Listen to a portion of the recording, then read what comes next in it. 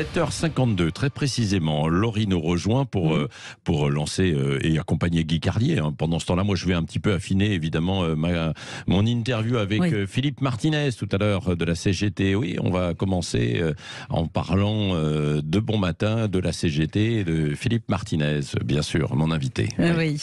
Alors, bonjour à tous. Bien évidemment, Guy, vous allez nous parler du match de ce soir. Oui, évidemment, il ne s'est pas foulé.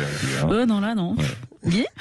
Oui, bonjour Laurie, bonjour Patrick, bonjour à tous. Non, c'est vrai. Je vous préviens et je m'en excuse. En demi-finale de Coupe du Monde valait bien une chronique soignée, une chronique très écrite. Hier soir, je suis sorti, j'ai très peu dormi avant d'écrire cette chronique dans la nuit. Bravo. Ce soir, la France va jouer une demi-finale de Coupe du Monde. Vous vous rendez compte ? Demi-finale de la Coupe du Monde, putain.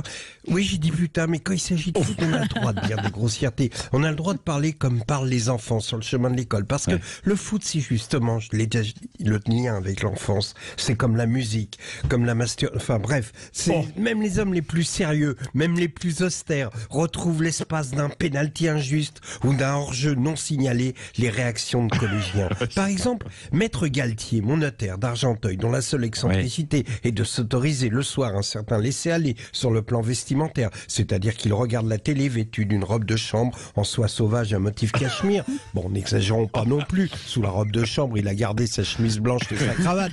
Mais comme il aime à le dire, on n'est pas des hippies. Eh bien, même Maître Galtier, disais-je, lorsqu'il regarde un match de foot, se surprend parfois à s'extraire vivement de son canapé et à sauter dans son salon en hurlant « Mais il n'y a jamais péno, l'arbitre de mes deux !» Et oui, même les soirs de match de l'équipe de France, Maître Galtier a 10 ans. Il a 10 ans. Un autre exemple de lien entre le foot et l'enfance, c'est la superstition. Un exemple, hier, tandis que je roulais sur l'avenue du président Kennedy, près des studios de Sud Radio, où je devais passer prendre Arlette Chabot pour des raisons, des raisons qui m'appartiennent. C'est une belle histoire, mais c'est ma vie privée. Bon, bref, tandis que j'arrivais près des studios de Sud Radio, je me suis dit, si j'arrive au feu tricolore de la place Clément Ader avant qu'il ne passe à l'orange, c'est qu'on va gagner et se retrouver en finale. Le foot, c'est une tragédie grecque jouée par des enfants. C'est pour ça que, même si c'est paradoxal, les plus grands auteurs, Monterland, Céline, Camus, tant d'autres, ont écrit des pages sublimes sur des hommes en short qui jouent à la balle, comme aurait pu dire Johnny, la passion du foot, elle vient de là, elle vient de l'enfance. Le foot, c'est une vigne qui pousse dans nos âmes et chaque match est une grappe qu'on goûte avec délice. Oui, en écrivant cette phrase, je me suis rendu compte à quel point elle était nulle, prétentieuse et boursouflée. On dirait, vous savez, une de ces phrases écrites au fond des assiettes de porcelaine que les gens sans goût accrochent au mur de leur salon. Mais ma médiocrité a des excuses, je vous l'ai dit hier soir, je suis sorti, je suis allé à l'Olympia voir Yannick Noah.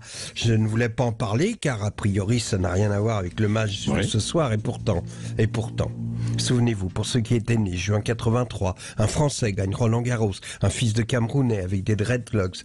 Et hier, en le regardant chanter, devant des blancs, des noirs, des jeunes, des vieux, je me disais que ce soir, ce serait forcément la fête qui gagnerait.